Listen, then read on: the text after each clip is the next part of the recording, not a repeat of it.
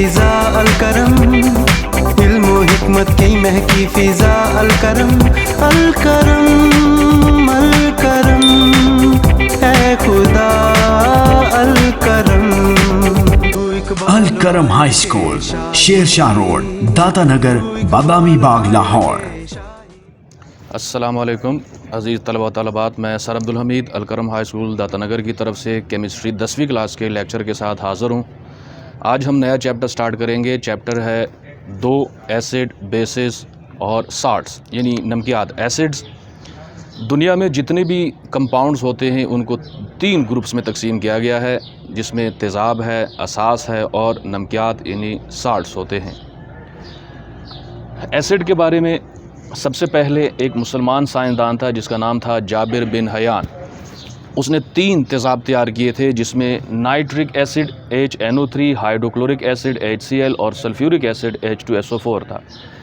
Acid का लफ्ज़ लातीनी ज़ुबान के लफ्ज़ एसिडस से माखूज़ है, जिसका मतलब है खट्टा। इन जो जायके में तुरुश होते हैं, सॉर टेस्ट रखने वाले हैं, जैसे लेमन जूस है या खट्टे फल होते हैं, सिट्रस फल, इनका जायका खट्टा होता है क्योंकि इनके अंदर कोई ना कोई तेज़ाब होता है, कोई ना कोई एसिड होता है, जिसकी वजह से इनका जायका खट्टा होता है, तुरुश होता है।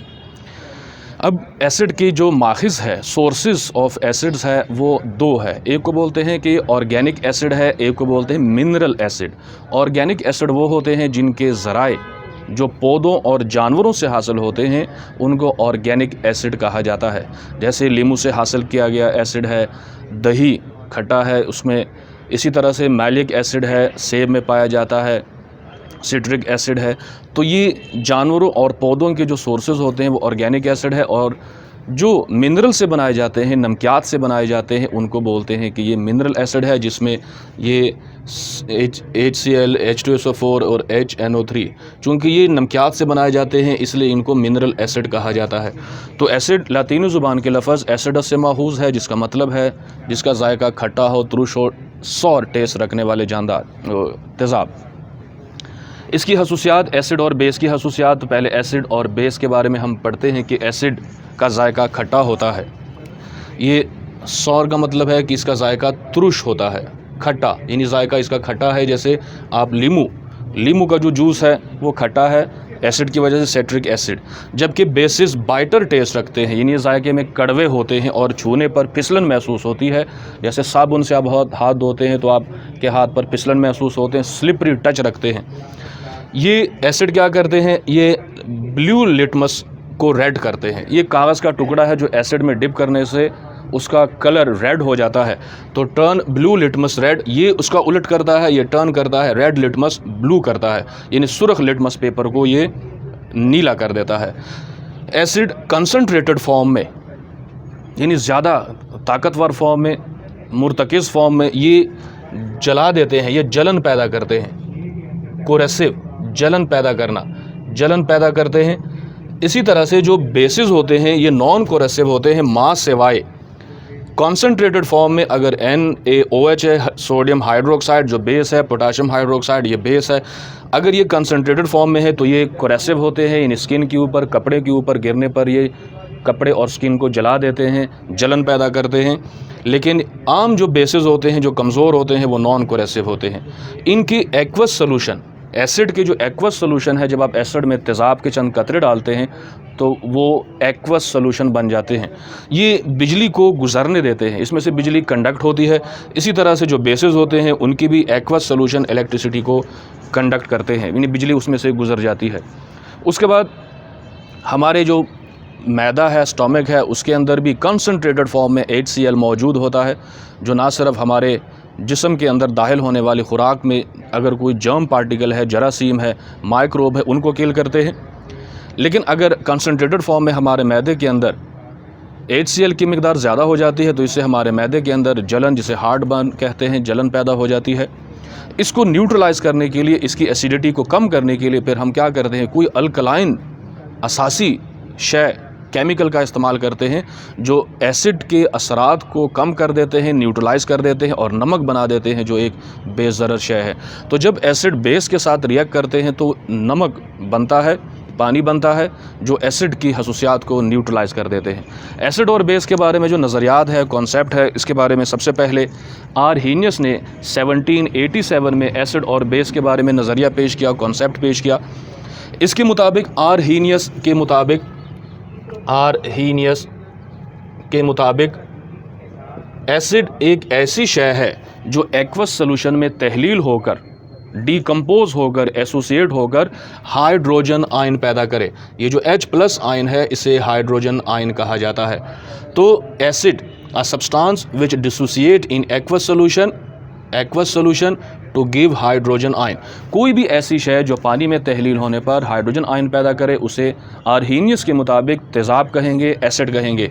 फॉर एग्ज़ाम्पल ये एक जनरल इक्वेशन है, जनरल मसावात है HA। ये कोई कंपाउंड है, इसको हम पानी में डिज़ोल्व करते हैं H2O। जो ही आप पानी में इसको हल करोगे तो ये जो कंपाउंड है HA, ये कंपाउंड ये पानी में डिसोसिएट होगा। डिसोसिएट होने पर ये बनाएगा H+ आयन और इसके नीचे आप AQ लिख दें और प्लस A-।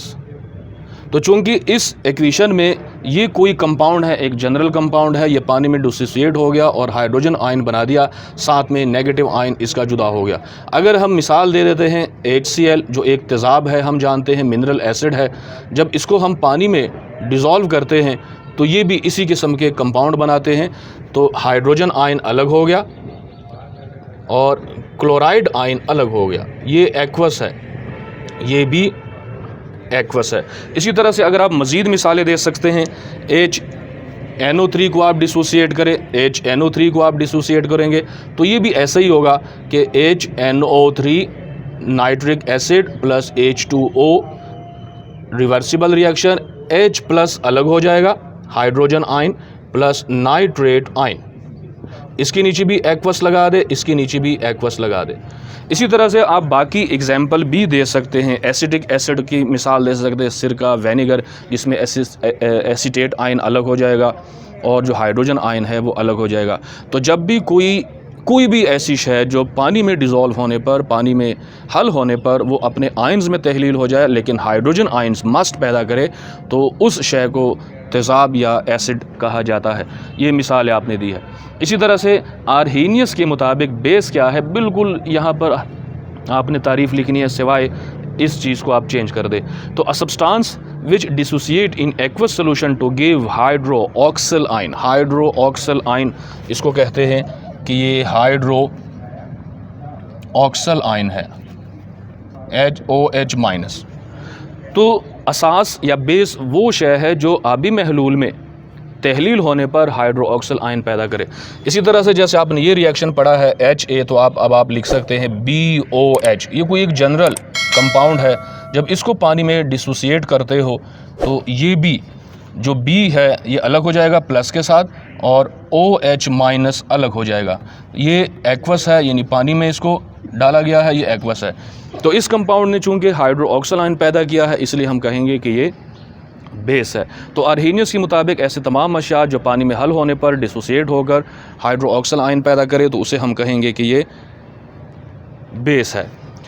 इसी तरह से अगर आप यहाँ पर H2O नहीं लिखेंगे तो इसके नीचे आप एक्वस लिखेंगे, यानी अगर मैं यहाँ पर H2O नहीं लिखता तब भी ठीक है, आपको फिर यहाँ पर AQ लिखना होगा, या ये लिखोगे तो फिर आपको यहाँ इसके नीचे एक्वस लिखने की ज़रूरत नहीं है क्योंकि आपने वाटर लिख दिया। इसी तरह से अगर आपने H2O नहीं लिखना तो इसके नीचे OH लिख दे, अगर H2O लिख दिया तो यहाँ पर OH लिखने की ज़रूरत नहीं है। मिसालें आप दे सकते हैं NaOH। अब मैं एक्वस लिखता हूँ तो फिर मुझे यहाँ पर H2O नहीं लिखना। इसी तरह से रिवर्सिबल रिएक्शन, तो Na+ अलग हो गया प्लस OH- अलग हो गया। अब इसके नीचे भी एक्वस लिखेंगे क्योंकि इसको पानी में डिज़ोल्व किया गया है। अब यहाँ पर OH- इस कंपाउंड ने पानी में डिसोसिएट होने पर हाइड्रोक्सिल आयन पैदा किया, लिहाजा आरहेनियस के मुताबिक ये बेस है। KOH की एग्जांपल आप इसी तरीके से दे सकते हैं। एक्वस तो ये भी डिसोसिएट हो जाएंगे और K+ अलग प्लस OH- अलग, यहाँ पर एक्वस लिखना लाजमी है। तो जब भी कोई शय पानी में डिसोसिएट होने पर हाइड्रोक्सिल आयन दे उसे तेज़ाब कहते हैं। तो अर्हीनियस के नज़रिए को अगर हम सिंपल वर्ड में कहेंगे, ऐसी तमाम अशिया जो एक्वस सोल्यूशन में हाइड्रोजन आयन पैदा करे तेज़ाब, और ऐसी तमाम अशिया जो एक्वस सोल्यूशन में हाइड्रोक्सिल आयन पैदा करे उसे बेस कहेंगे। उम्मीद है आपको समझ आई होगी। अल्लाह हाफिज़।